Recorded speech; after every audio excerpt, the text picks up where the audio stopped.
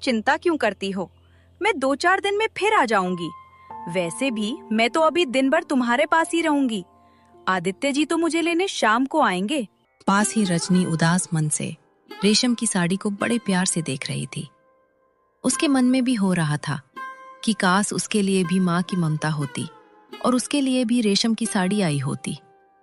लेकिन ये सब रजनी के भाग्य में कहाँ लिखा था। माँ मेरे लिए साड़ी नहीं लाई, सिर्फ अन्नू के लिए ही लाई हो।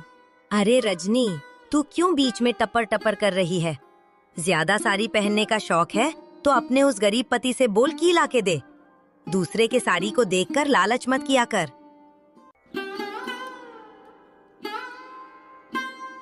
अपने माँ से ऐसी बातें सुनकर रजनी को बहुत दुख होता है, लेकिन वो सब कुछ सहन कर लेती है।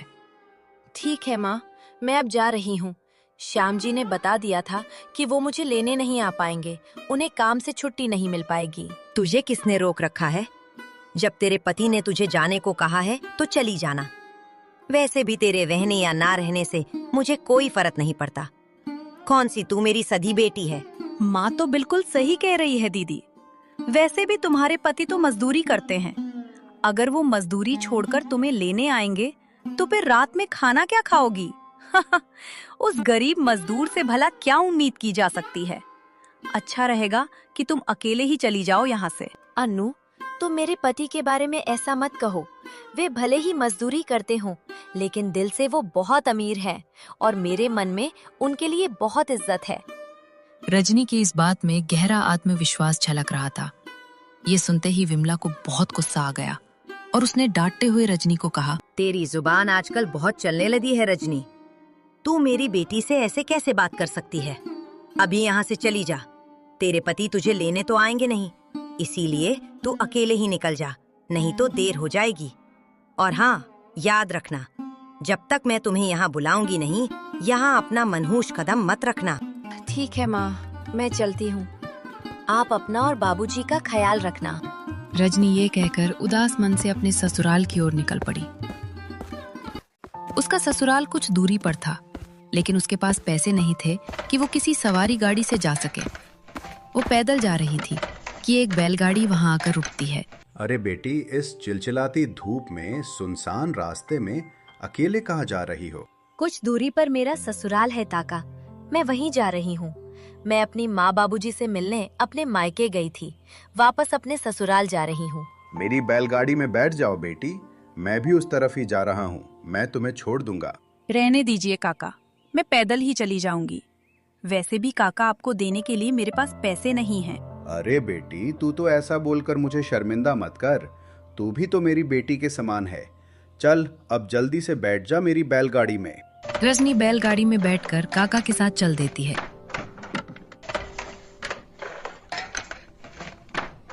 थोड़ी देर बाद हरीलाल काम करके वापस घर लौट आए। अरे रजनी की माँ, कहाँ हो तुम? देखो, मैंने बाजार से दोनों बेटियों के लिए कितनी खूबसूरत साड़ियाँ लेकर आया हूँ। बेटियां खुश हो जाएंगी साड़ी देखकर। हरीलाल की आवाज सुनते ही विमला बाहर आ जाती है और कहती है, मैं आपको सालों से समझा रही हूँ कि आप मुझे अन्नू की माँ बोला करिए। रजनी की माँ सुनकर मुझे बहुत गुस्सा आता है। मैं किसी रजनी वजनी की माँ नहीं हूँ। और वो आपकी रजनी तो चली गई अपने घर। उस अभागी को उसका पति भी लेने नहीं आया था, इसलिए वो अकेली ही चली गई। क्या? अकेली चली गई? अरे सरला, तुमने उसे अकेले क्यों जाने दिया? मैं तो बोल कर गया था कि आज रात घर में ढेर सारे मीठे मीठे पकवान बनाएंगे और सब मिलकर एक साथ बैठकर खाएंगे। फिर भी तुमने उसे नहीं रोका, और ऊपर से तुम उसे अभागी कहकर बुला रही हो। अभागी नहीं तो और क्या बुलाऊं उसे? पैदा होते ही अपने माँ को खा गई। अरे वो तो आपकी पहली पत्नी की बेटी है। मेरी बेटी तो अन्नू है। मैं भला कब से उस अभागी की माँ बन गई? किसी का भी नाम मेरे नाम से मत जोड़ दिया करो, नहीं तो अच्छा नहीं होगा। अरे भाग्यवान, मानता हूं कि रजनी तुम्हारी अपनी बेटी नहीं है, लेकिन वो भी तो मेरा ही खून है। अगर तुम उसे थोड़ा सा माँ का प्यार दे ही दोगी तो तुम्हारा क्या घट जाएगा? बहुत उपदेश सुन लिया आपका। अब ये दोनों साड़ी मुझे दीजिए, अन्नू के थैले में इसे रख देती हूँ। और हाँ, अन्नू को लेने आज दामाद जी भी आने वाले हैं। जाइए पास के दुकान से घी, पापड़ और कुछ हरी सब्जी ले आइए। मुझे उनके लिए पकवान बनाने हैं। और फिर विमला हरीलाल से साड़ी का थैला लेकर अंदर चली जाती है। पता नहीं रजनी के साथ इसकी ये भेदभाव करने की आदत आखिर कब खत्म होगी। माँ, मैंने इनके लिए खीर और पूरी तैयार कर लिया है। अब बस सब्जी बनानी बाकी है। बाबूजी सब्जी लेकर आ गए हैं, तो चलो अब जल्दी से सब्जी भी बना लेते हैं। हाँ बेटी, तेरे बाबूजी बाजार से सब्जियां ले आए हैं। आज दामाद जी को खूब खिलाएंगे। आखिर बहुत दिनों बाद अपने ससुराल आ रहे हैं दामाद जी। विमला अपनी बेटी अन्नू के पति से बहुत प्यार करती थी, जबकि रजनी के पति को वो देखना भी नहीं चाहती थी। अरे बेटा आओ आओ, घर में और सभी लोग ठीक तो है ना? रास्ते में कहीं कोई तकलीफ तो नहीं हुई ना? हाँ बाबूजी, घर में सब ठीक है और आने में तकलीफ क्यों होगी? यहाँ तो सबको पता है कि हरीलाल बाबू के दामाद है हम। तभी वहां विमला भी आ गई। अरे दामाद जी, तुम आ गए, लेकिन इतनी देर कैसे हो गई बेटा? तुमने तो कहा था कि तुम जल्दी आ जाओगे। मैं और अन्नू कब से तुम्हारा इंतजार कर रहे हैं। माँ जी, मैं जल्दी ही निकलने वाला था, लेकिन आने के समय कुछ ग्राहक आ गए, जिस कारण थोड़ी देरी हो गई। अन्नू कहाँ है माँ जी? वो दिखाई नहीं दे रही। अरे बेटा, अन्नू तुम्हारे लिए मीठे मीठे खीर पूरी बना रही है। कब से परेशान हो रही है बेचारी। अन्नू की माँ, तुम भी जाकर अन्नू के काम में हाथ बटा दो, ताकि जल्दी से दामाद जी के लिए भोजन तैयार हो जाए और समय से ये लोग घर के लिए रवाना हो सके, क्योंकि आजकल रात को सफर करना सुरक्षित नहीं है। ठीक है, मैं रसोई में जा रही हूँ, आप दोनों बात करिए। हरीलाल के कहने पर विमला रसोई के काम में हाथ बटाने वहां से चली जाती है।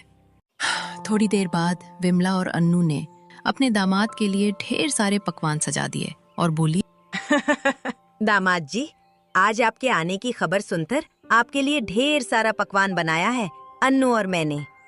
आप लोगों का बहुत बहुत शुक्रिया माँ जी, लेकिन रजनी दीदी और उनके पति दिखाई नहीं दे रहे हैं। अन्नू ने बताया था कि वो दोनों भी आने वाले हैं। क्या हुआ, वे दोनों नहीं आए? अपने पति की मुंह से ऐसी बातें सुनकर अन्नू और विमला बिना कुछ बोले वहां से चली जाती है। ये बात आदित्य को अजीब लगता है। फिर उसने अपने ससुर से बोला, क्या हुआ बाबूजी? अन्नू और माँ जी बिना कुछ बोले अंदर चली गई। कोई बात है क्या जो आप लोग हमसे छुपाना चाह रहे हैं? ऐसी कोई बात नहीं है बेटा, कुछ काम होगा दोनों माँ बेटी को, इसलिए अंदर चली गई। अंदर ही अंदर हरीलाल को विमला के ऊपर बहुत गुस्सा आ रहा था, लेकिन आदित्य के सामने उन्होंने अपना गुस्सा जाहिर नहीं होने दिया।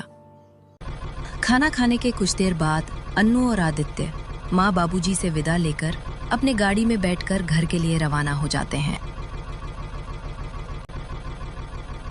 दूसरी तरफ रजनी अपने ससुराल पहुंच चुकी है और शाम भी मजदूरी कर वापस लौट आया है। रजनी, आज मैं काम की वजह से तुम्हें लेने नहीं आ पाया। माँ जी और बाबूजी ने कुछ कहा तो नहीं ना? नहीं जी, माँ जी और बाबूजी ने कुछ भी नहीं कहा। मैं अकेली ही आ गई, क्योंकि उस समय बाबूजी बाजार गए हुए थे। और आप तो जानते ही हैं कि माँ और अन्नू के दिल में मेरे लिए थोड़ा भी प्यार नहीं है, क्योंकि मैं उनकी सौतेली बेटी हूँ। भाग्यवान, इन बातों को लेकर ज्यादा चिंता मत करो। भगवान के ऊपर भरोसा रखो। देखना, कभी ना कभी माँ जी और अन्नू तुम्हें खुद अपना लेगी। शाम की बातें सुनकर रजनी भावुक हो जाती है।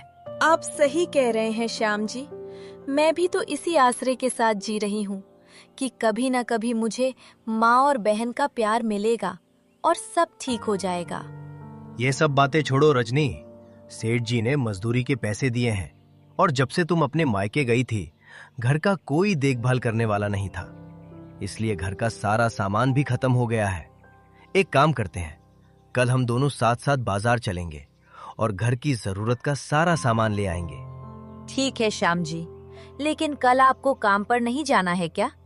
अगर काम पर नहीं गए तो फिर कल का राशन कैसे आएगा? मुझे पता है भाग्यवान, लेकिन जब तुम घर पर नहीं थी तो मैंने ज्यादा समय तक काम कर लिया था, ताकि घर पर तुम्हारे साथ समय बीता सकूं। और वैसे भी घर पर तुम्हारे बिना मन भी तो नहीं लगता। अब तुम आ गई हो तो मुझे बहुत अच्छा लग रहा है। खैर छोड़िए ये सब बातें। आप दिन भर काम करके आए हैं, थक गए होंगे। मैंने खाना बना लिया है, चलिए पहले खाना खा लेते हैं, फिर आराम से बात करेंगे। भले ही सौतेली माँ ने रजनी के साथ भेदभाव करते हुए उसकी शादी एक गरीब लड़के से करा दी, लेकिन रजनी को श्याम के रूप में बहुत समझदार और बहुत प्यार देने वाला पति मिला था। गरीबी भरे इस जीवन में भी दोनों एक दूसरे के साथ बहुत खुश रहते हैं। अगले दिन श्याम और रजनी साथ साथ घर के जरूरी सामान खरीदने बाजार आ गए।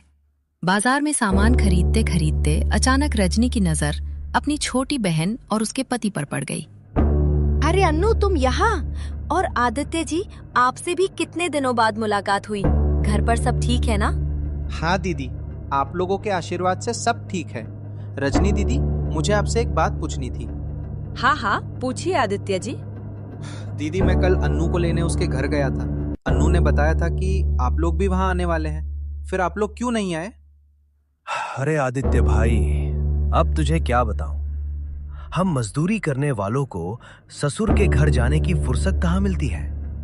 एक दिन भी काम ना करें तो घर चलाना मुश्किल हो जाता है। इसी वजह से रजनी दिन में ही वापस आ गई थी, इसलिए तुमसे मुलाकात नहीं हो पाई होगी। अपनी दीदी और जीजा के साथ अपने पति आदित्य को इस तरह बातें करते देख अन्नू को बहुत गुस्सा आ गया और वो गुस्साते हुए बोली, अरे दीदी, आप जिस काम से बाजार आए हो वो काम करो ना, क्यों बेवजह हमारा समय बर्बाद कर रही हो? आपको पता है ना कि मैं आपको देखना भी पसंद नहीं करती हूँ, लेकिन आपको तो मेरा दिन खराब करने में मजा आता है। भला आप हमसे दूर कैसे रह सकती है? ऊपर से मेरे पति के साथ लंबी लंबी बातें किए जा रहे हैं। अन्नू की ऐसी तीखी बातें सुनकर रजनी को बहुत बुरा लगा, लेकिन वो समझदार थी, अपने बहन के स्वभाव को जानती थी। वो अन्नू को समझाते हुए बोली, अन्नू, तुम भला ऐसी बातें क्यों करती हो? आखिर तुम मेरी बहन हो ना, फिर मुझसे इतनी नफरत क्यों? बहन? बहन?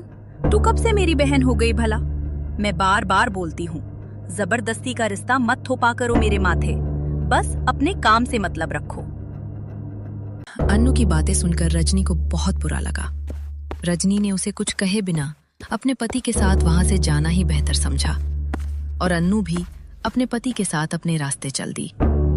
कुछ दूर आगे बढ़ने पर रजनी ने देखा कि कल जिस काका के बैल गाड़ी पर बैठकर अपने ससुराल गई थी, वो कुछ सूखी लकड़ियों का गट्ठर लेकर उदास बैठे थे। अरे काका, आप यहाँ? और काका, आप इस तरह उदास क्यों बैठे हैं? बेटी, अब तुझे क्या ही बताऊं। कल तुम जिस बैलगाड़ी में बैठकर आई थी ना, रात के समय कोई चोर उसे चुरा ले गया। अब घर चलाने के लिए कुछ तो करना पड़ेगा ना। जंगल से कुछ सूखी लड़कियां काट कर लाया हूं, लेकिन अब गैस चूल्हे के जमाने में कोई इसे खरीद ही नहीं रहा है। तुम ही बताओ बेटी, अगर ये लकड़ियां नहीं बिकेंगी तो मैं घर के लिए राशन लेकर क्या जाऊंगा? यही सोच सोच कर मन बहुत उदास हो गया है। अरे भाग्यवान, ये काका कौन है? मैंने तो इन्हें पहचाना नहीं। श्याम जी, कल जब मैं घर आ रही थी तब इसी काका ने अपनी बैलगाड़ी में मुझे घर तक छोड़ दिया था और मुझसे पैसा भी नहीं लिया था। रजनी, इनकी ये लकड़ियां कोई नहीं खरीदेगा तो काका के घर में चूल्हा कैसे जलेगा? इनकी हालत देखकर मुझे बहुत बुरा लग रहा है। हम लोग ऐसा करते हैं, अपने सामान से थोड़ा थोड़ा काका को दे देते हैं, कम से कम आज रात भोजन तो बन जाएगा इनके घर। श्याम जी, आपने तो बिल्कुल मेरे दिल की बात कह दी। चलिए, हम अपने सामान में से ही कुछ सामान इन्हें दे देते हैं। चाचा जी, आप चिंता मत करिए, आपकी लकड़ी जरूर कोई खरीदेगा। फिलहाल आप आज रात के लिए हमारे सामान में से कुछ सामान ले लीजिए। रजनी ने अपने थैले से कुछ सामान निकाला और काका को दे दिया। बेटी, तुम दोनों का दिल सच में बहुत बड़ा है। बेटा, जैसे तुमने इस गरीब की झोली भरी है, भगवान भी तुम्हारी झोली खुशियों से भर देंगे। ये मेरा आशीर्वाद है। अगर आज तुम लोगों ने मेरी यह मदद न की होती तो शायद आज मेरे घर पर सभी को बिना खाए ही रहना पड़ता। काका, ये तो हमारा फर्ज है। वैसे काका, अब हम चलते हैं, आप अपना ख्याल रखिएगा।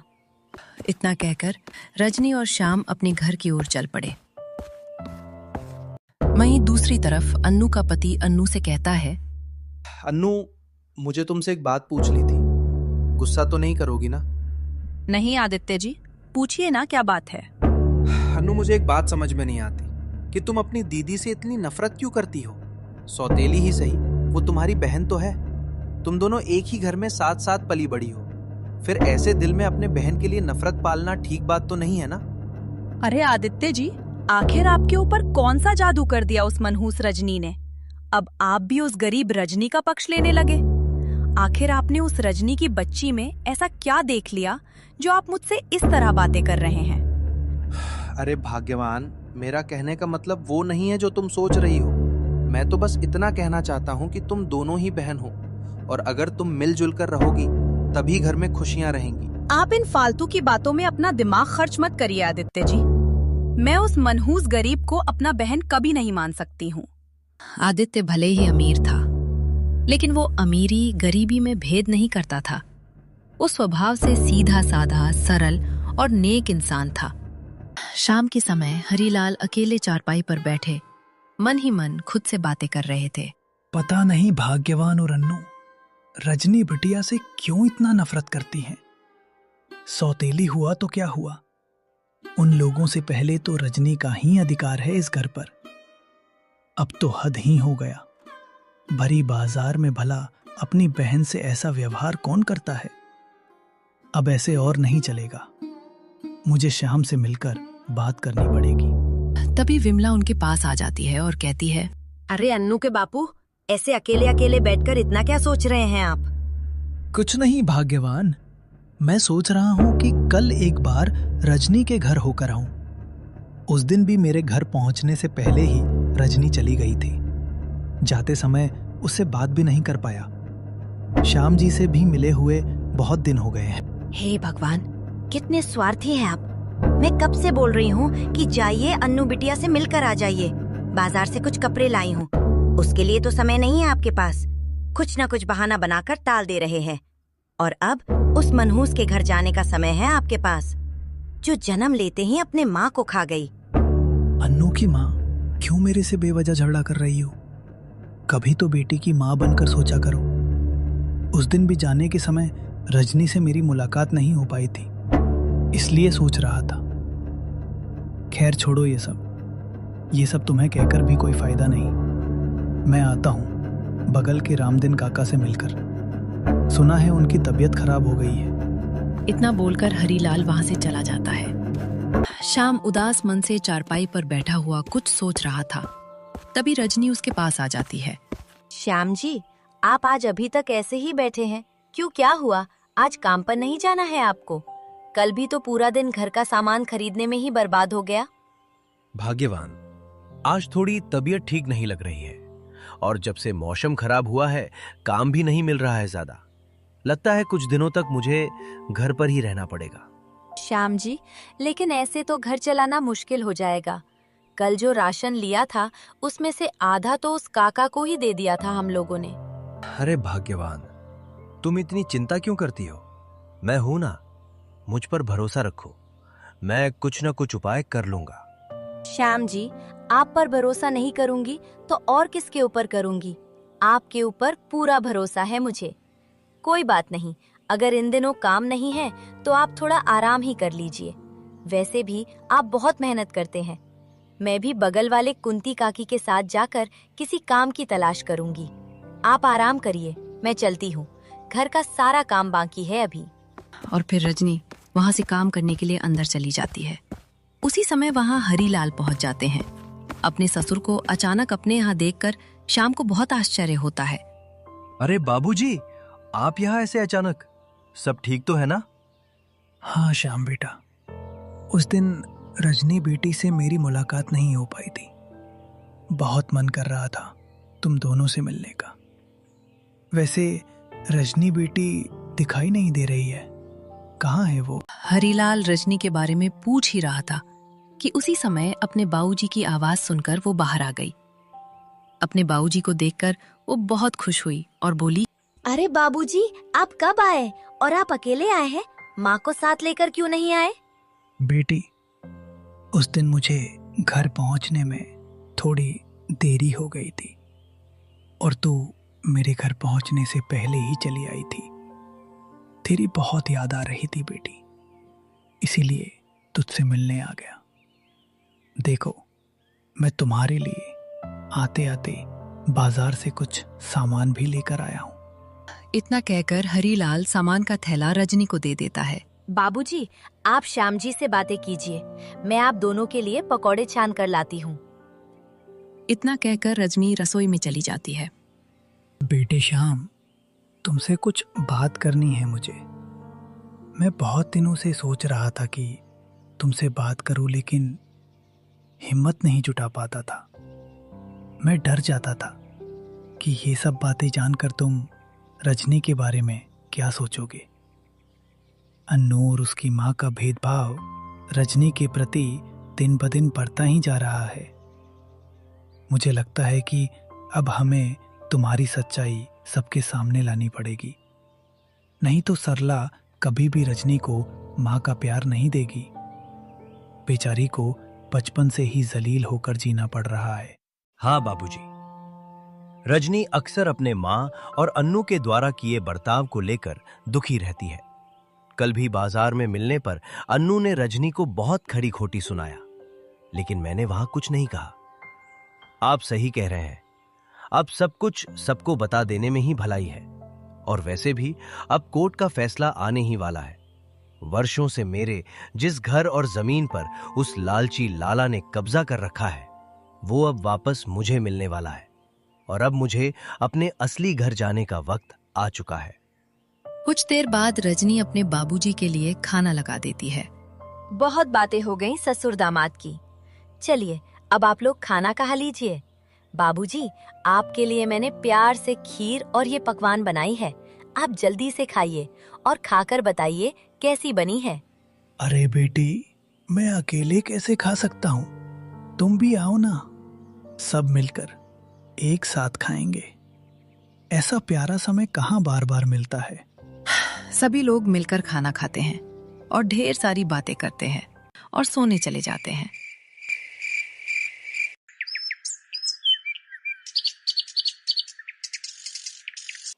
अगली सुबह घर के बाहर हरीलाल और श्याम चारपाई पर बैठकर बातें कर रहे थे। तभी वहां एक वकील आता है। श्याम बाबू, खुशखबरी लेकर आया हूं आपके लिए। ये लीजिए आपके जमीन और घर के कागजात। कोर्ट ने अपना फैसला सुना दिया है और उस लालची लाला को पुलिस गिरफ्तार करके ले गई है। इतना कहकर श्याम को एक लिफाफा पकड़ाकर वकील वहां से चला जाता है। देखा बाबूजी, मैंने बोला था ना, बहुत जल्द अब फैसला आने वाला है। अब रजनी को कोई दिक्कत नहीं होने दूंगा। रानी बनाकर रखूंगा उसे घर में। चलो, अच्छा हुआ बेटा। तुम्हें भी बहुत कष्ट झेलना पड़ा उस लाला के कारण। भगवान कभी भी अच्छे इंसान के साथ बुरा नहीं होने देते हैं। देर से ही सही, लेकिन इंसाफ जरूर करते हैं। ये तो खुशी की बात है बेटा। अब तुम्हारा सच घर में सबको बताएंगे। मैं तो आशा करता हूं बेटा कि जब सब कुछ अच्छा हो रहा है तो सरला और अन्नू भी रजनी को प्यार देने लगे और उसे बेटी और बहन के रूप में अपना ले। हाँ बाबूजी, मैंने भी रजनी को बहुत करीब से देखा है। वो भले ही मेरे सामने जाहिर नहीं होने देती, लेकिन अपने मन में माँ और बहन के भेदभाव के कारण मन ही मन घुट घुट कर जी रही है। श्याम बेटा, मैं उसका बाप हूं, मुझे सब पता है। रजनी बेटी को बचपन से ही इस भेदभाव भरी जिंदगी में जीना पड़ रहा है। इसी वजह से तो सरला ने उसकी शादी तुम्हारे साथ कर दी, ताकि रजनी को जिंदगी भर कष्ट झेलना पड़े। अच्छा बेटा, अब तुम और रजनी जल्दी से तैयार हो जाओ। तुम दोनों भी मेरे साथ चलो। सब मिलकर विमला और अन्नू को समझाने की कोशिश करेंगे। हो सकता है उन दोनों का हृदय परिवर्तित हो जाए। थोड़ी देर बाद हरीलाल श्याम और रजनी को अपने साथ लेकर अपने घर की ओर चल पड़े। हरीलाल ने पहले ही अन्नू और उसके पति को भी घर पर बुला लिया था। पूरा परिवार एक साथ बैठा हुआ था। रजनी के मन में हजारों सवाल उठ रहे थे। क्या मुझे माँ का प्यार नसीब हो पाएगा? क्या अन्नू मुझे तभी अपने बहन के रूप में स्वीकार करेगी? तभी विमला बोलती है, अन्नू के बापू, आपने ऐसे अचानक सबको क्यों बुला लिया? अन्नू और आदित्य को बुला लिया ये तो ठीक है, लेकिन ऐसी कौन सी आफत पड़ गई कि इस मनहूस रजनी और उसके गरीब पति को भी यहाँ बुला लिया आपने? और ये लोग भी दौरे दौरे मुंह उठाकर पहुँच गए। सरला, तुम जो शाम को गरीब गरीब कहकर उसे सबके सामने शर्मिंदा करना चाहती हो ना, आज उसी के बारे तुम लोगों को सच जानने की जरूरत है। अरे बाबूजी, ये सब आप क्या कह रहे हैं? हमें तो कुछ भी समझ नहीं आ रहा। आप सीधे सीधे बताइए ना, आज इन गरीबों के जिंदगी में कौन सा चमत्कार होने वाला है? अन्नू, तुमने अपनी माँ के बहकावे में आकर अपनी बड़ी बहन को कभी भी इज्जत नहीं दिया। हद तो तब हो गई जब भरे बाजार में तुमने रजनी को उल्टा सीधा बोला। आज मैं तुम सबको शाम की असलियत बताऊंगा, तब तुम लोगों को खुद समझ आ जाएगा कि असली गरीब कौन है और असली अमीर कौन। हाँ तो बताइए ना, हम कहाँ मना कर रहे हैं आपको बताने से। हम भी तो जाने आखिर क्या राज छुपा है आपके लाडले दामाद के बारे में। श्याम किसी गरीब घर का नहीं, बल्कि एक बड़े जमींदार का बेटा है। कुछ साल पहले इनके माता पिता चारों धाम की यात्रा पर गए हुए थे, लेकिन वो अब तक लौटकर वापस घर नहीं आए। श्याम जी ने उन लोगों को खोजने की बहुत कोशिश की, लेकिन अभी तक उन लोगों का कोई पता नहीं चल पाया है। और इसी का गलत फायदा उठाते हुए इनके पिताजी के खास मित्र रहे लाला ने लालच में आंक इनका सारा जमीन और घर भी हड़प लिया, और श्याम जी को इनके घर से भी निकलना पड़ा। लेकिन लंबी कानूनी लड़ाई के बाद अब इनको सारा जमीन और घर वापस मिल गया है। हरीलाल की बातें सरला और अन्नू बहुत ध्यान से सुन रही थी। आज तक इस राज के बारे में हरीलाल या श्याम ने घर में किसी को नहीं बताया था। तुम दोनों हमेशा रजनी और श्याम को सबकी नजरों में गिराने की सोचते रहे, लेकिन उसकी लाचारी के बारे में जानने की कोशिश नहीं की। रजनी भले ही मेरी पहली पत्नी की बेटी है, फिर भी वो तुम दोनों को अपनी माँ और बहन ही मानती रही। पर तुम दोनों ने उसे कभी वो प्यार नहीं दिया जिसका वो हकदार थी। खैर छोड़ो, दिल से नहीं तो कम से कम उसकी अमीरी देखकर ही सही। अब तो तुम दोनों उसे अपना मान लो। श्याम जी की सच्चाई अब सबके सामने आ चुकी थी। विमला और अन्नू को अपने किए पर पछतावा हो रहा था। दोनों ने रजनी से दिल से माफी मांगी। इसके बाद पूरा परिवार फिर से एक हो गया और श्याम भी रजनी के साथ अपने असली घर लौट आया।